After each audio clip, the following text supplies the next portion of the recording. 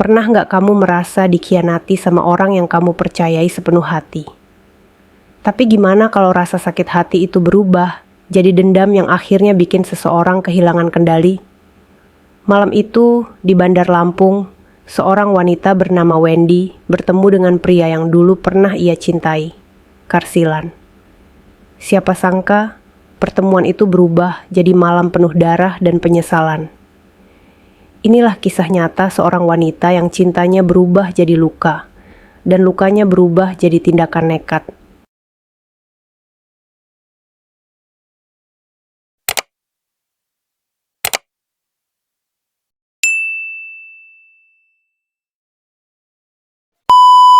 Wendy, 28, seorang perempuan asal Bandar Lampung, tak pernah menyangka hidupnya akan berubah sekelam ini.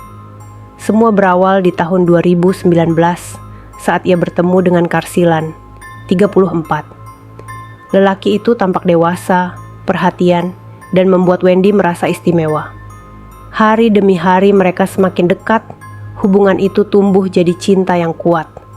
Sampai kebohongan mulai muncul di sela-sela kata sayang. Selama berpacaran, Wendy sering merasa tersakiti. Ia menemukan tanda-tanda Karsilan dekat dengan wanita lain. Meski begitu, Wendy tetap bertahan karena rasa cintanya besar. Namun segalanya runtuh ketika kabar datang. Karsilan menikah dengan perempuan lain. Parahnya, hubungan mereka tak benar-benar putus. Komunikasi dan pertemuan tetap terjadi, membuat Wendy semakin bingung antara cinta dan pengkhianatan.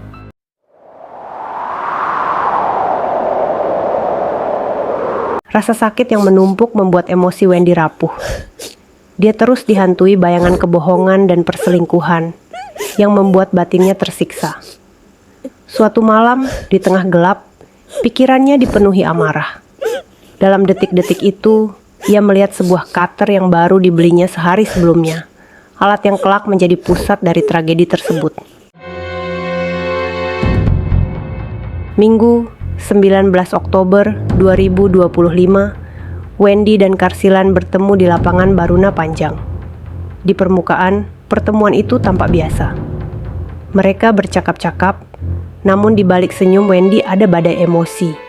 Kenangan lama dan luka lama bercampur jadi satu. Dalam sekejap, amarah yang dipendam meledak. Tindakan nekat pun terjadi. Sebuah peristiwa yang akan mengubah hidup keduanya selamanya.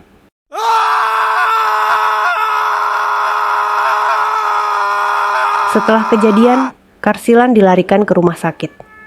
Wendy tidak melarikan diri. Ia menunggu polisi datang. Saat dihadirkan di hadapan pihak kepolisian, Wendy mengaku, "Sedikit menyesal, tapi saya puas." Kalimat itu memicu banyak pertanyaan tentang batas antara sakit hati dan hukum, tentang alasan yang tak bisa membenarkan tindakan kekerasan.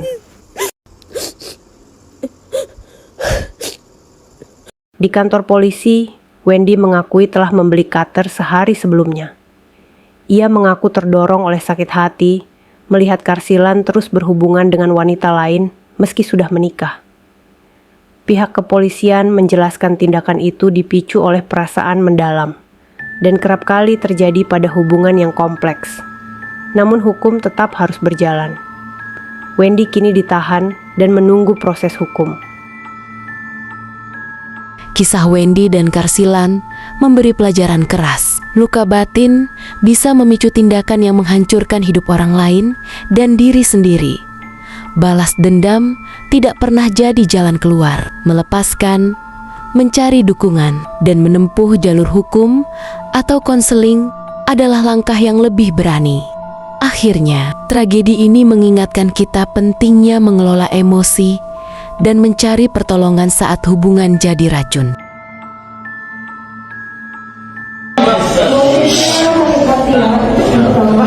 Yang kedua ya, kesel juga karena saya selama sama dia banyak sakit hatinya, banyak tersiksa batinnya, selalu dibohongi, selalu diselingkuhi. Sudah punya saya masih main sana sini, jajan wanita lain sana sini, gimana yang gak sakit hati? Tapi hubungan baruan dia mbak? nyokap seperti yang jatuh sebelum 6 tahun. Oktober 2019 sebelum dia. Pisau itu dari mana kantor itu mbak? Pas sebelum saya lakukan sebelum kejadian yang hari Minggu itu. Obsesinya dari mana sih Mbak bisa nyayat ini? Motivasinya Mbak, pikiran Enggak, apa ya? Penonton anime. Dapat ide dari mana, Mbak? Spontan aja pengen mengambil itunya, karena dia takut dia nggak bisa yang lain lagi. Mbak, tapi ini Mbak, tapi Bahkan tahu sih dia udah punya dia punya istri, pasangan. Mbak. menyesal ya Mbak ya? Nggak menyesal. Nyesal nggak